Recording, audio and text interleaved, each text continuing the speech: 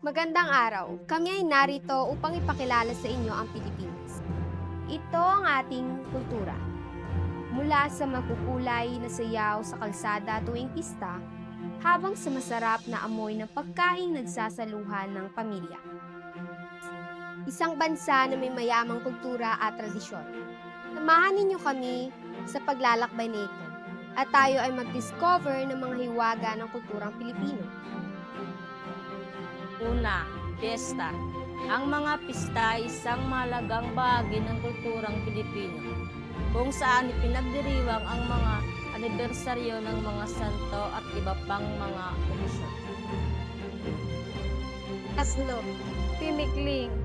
Ang tinikling ay isang tradisyonal na sayaw Pilipino kung saan ang mga mananayaw ay sumayaw sa pagitan ng mga kawayan. Adobo.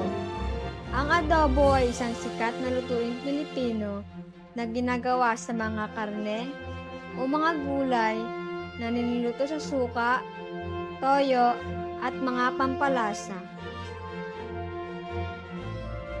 Huwag nating kalimutan ang ating mga tradisyon, ang pagmamano bilang tanda ng respeto, at ang bayanihan.